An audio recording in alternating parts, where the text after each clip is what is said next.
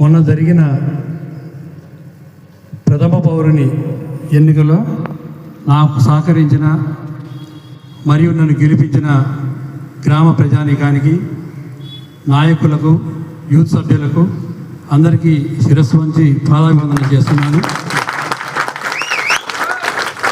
నేను చేసే ఒకే ఒక విన్నపం ఏంటంటే, దయచేసి ఎవరు నన్ను సర్పంచ్ అని పిలవద్దు. మీలో ఒకడిగా తమ్ముడు అనేవాళ్ళు తమ్ముడు, బాబాయ్ అనేవాళ్ళు బాబాయ్, కొడుకు అనేవాళ్ళు కొడుకు, అరే అనేవాళ్ళు అరే.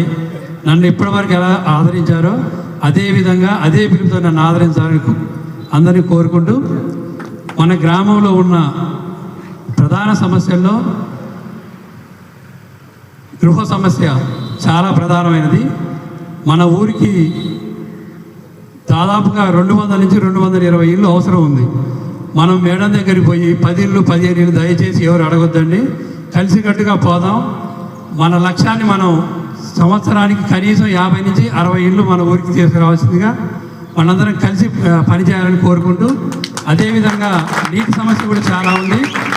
కాలనీలో కానీ ఊర్లో కానీ మినీ ట్యాంకుల ఏర్పాటుకు మనం ఏ విధంగా ముందుకు పోవాలనేది మనందరం కలిసి నిర్ణయం తీసుకొని, ఇక్కడ పార్టీలు 14వ తారీఖు సాయంత్రం 6 గంటలతోటి పార్టీలని పోయినాయండి.